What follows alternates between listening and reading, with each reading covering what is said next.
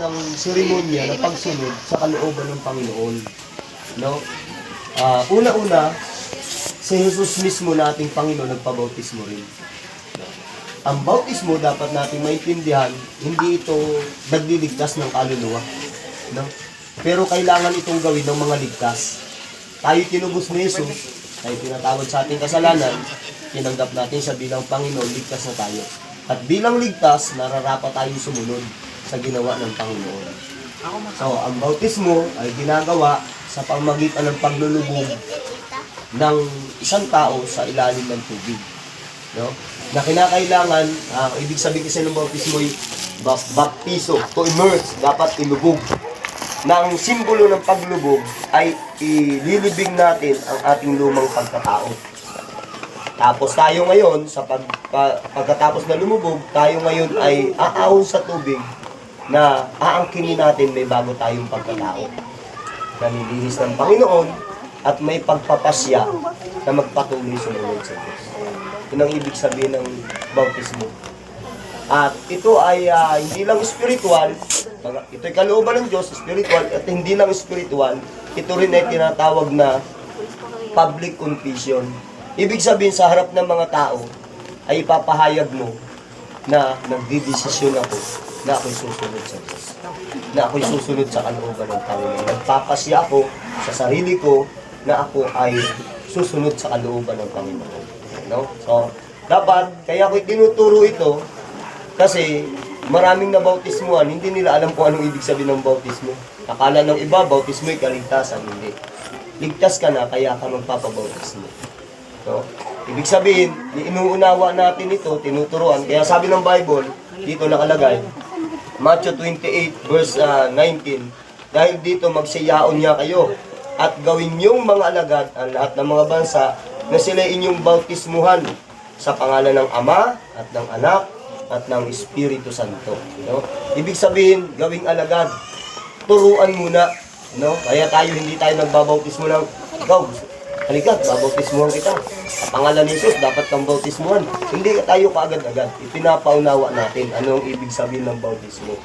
Ang bautismo ay kapahayagan sa harap ng mga tao na ikaw ay nagpapasya, pinipili mo ang sumunod sa Panginoon. So, sinong pinipili sumunod kay Kristo? Sa kalooban ng Panginoon. So, kaya kayo magpapabautismo, nagpapasya kayo, susunod ako sa kalooban ng Panginoon. Susunod ako sa kalooban ng Diyos. So, kaya mamaya, lulubog kayo sa tubig, ito yung larawan ng ating lumang pagkatao ay ating inililibing sa ilalim ng tubig at iiwanan natin ito. Paglutang natin, aangkinin natin, meron tayong bagong pagkatao. Ano? Pagkatao na nagnanais na laging sumunod sa kalooban ng Panginoon. No? So, yun po yung ibig sabihin ng bautismo. No? Pagpapasya na sumunod sa kalooban ng Panginoon. Kaya gagawin natin yan na hindi kayo pinipilit. No? Hindi dapat pinipilit, kundi may tamang pagpapasya. Kaya nga hindi tayo nagbabautismo ng walang muwang. Hindi tayo nagbabautismo ng batang hindi pa niya naiintindihan. Ipinapaunawa natin kung bakit siya magpapabautismo dahil nagpapasya siya na sumunod sa Panginoon. No? Hindi lang basta tanggapin si Jesus, kundi sumunod sa Panginoon. So, naintindihan ba ninyo kahit yung mga sa'yo, pangalan yan itong anak mo si Carcel?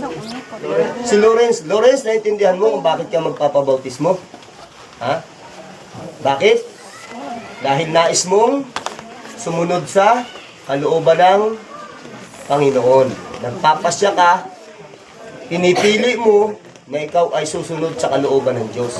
No? Kaya ka magpapabautismo. Bakit ka magpapabautismo? Ha? Bakit ka magpapabautismo? Pinipili mo na sumunod ka sa kalooban ng Diyos. Tama? Yung bang gusto mo ang masumunod sa kalooban ng Diyos? Okay. Sino pa? God bless you, papabautismo ka? Okay, naintindihan mo yung sinabi ko. No? So, ang bautismo ay kailangan natin gawin dahil ipinagtutos ito ng Panginoon. No? Gagawin natin yan ngayon, bago kayo lubusang maligo, tayo muna ay magbabautismo muna. Saan na ba tayo pwede?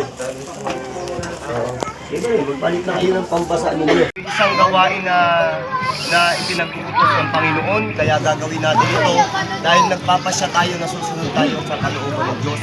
Ninanais ng ating puso na ang buhay Hanapin mo natin nga ay yung kanya, yung lagi kong lagi sa pinagkara na naging. at sa pagbabautismo, Lalim, sa ang underdaw. larawan nito, kaya kayo lulubog sa tubig para yung ating lumang pagkatao ay iwanan na natin doon sa ilalim ng tubig at lulubog tayo. May bagong pagpapasya, may bagong desisyon na mamumuhay ng tama, mabubuhay ng may kabanalan at sumusunod sa kalooban ng Diyos.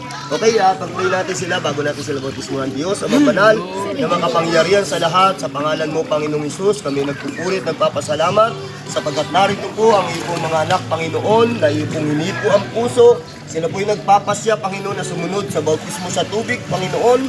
Aking dalangin ang iyong nga pong gabay ay ligawad mo sa kanilang lahat, na mula ngayon, Panginoon, lalo silang makaranas ng iyong ibayong pagkilos sa kanilang buhay. Ang gabay at patnubay mo po ay lalo nilang makamtan sa kanilang buhay upang sila po'y makapagpatuloy na sumusunod sa iyong kalooban. Pagpalain mo silang lahat at aming dalangin sa pangalan ng Jesus. Amen. Ikaw muna, Speria.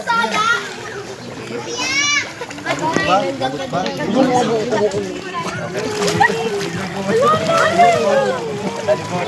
Hawak ang ilaw.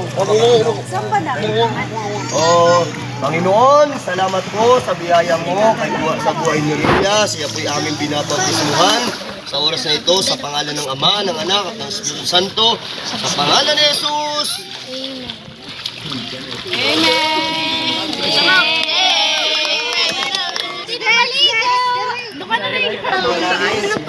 Sa pangalan ng Ama, ng Anak at ng Espiritu Santo.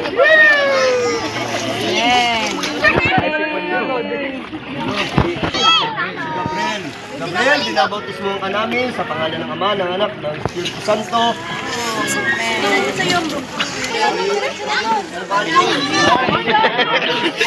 Lawrence, binabautismo sa pangalan ng Ama, ng Anak, at ng Espiritu Santo. Ano lang? Ano na kasi? Ito ay aming binabautismo sa pangalan ng Ama, ng Anak, at ng Espiritu Santo.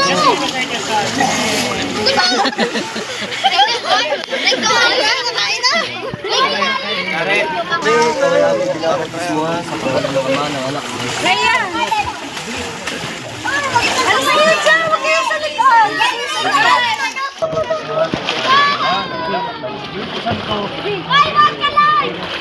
Huwag kayo sa likod! Huwag kayo sa likod! Rhea! Huwag kayo sa likod! Ama, ng Anak, at ng Espiritu Santo. Amen! Binabautismo ka namin sa pangalan ng Ama, ng Anak, at ng Espiritu Santo.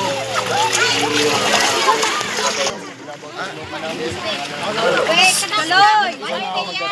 Tara na tayo! Huwag kayo sa likod na Binabautismo ka namin sa pangalan ng Ama, ng Anak, at ng Espiritu Santo.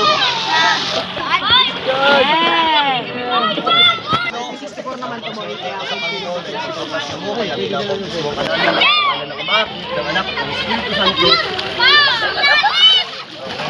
Palakpakan, sunod ka sa Panginoon dahil wala na. Binabautismo ka namin sa pangalan ng Ama, ng Anak, at ng Espiritu Santo. Meron ka?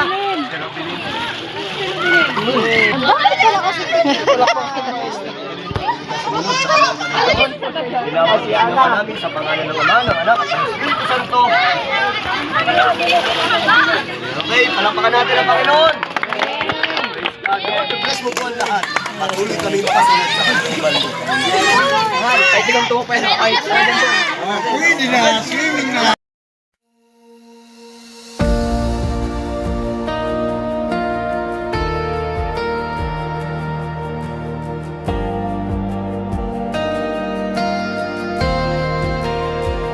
I have decided to follow Jesus. No turning back, I'll walk his way. Though storms may come, my heart is steadfast. His hand will guide me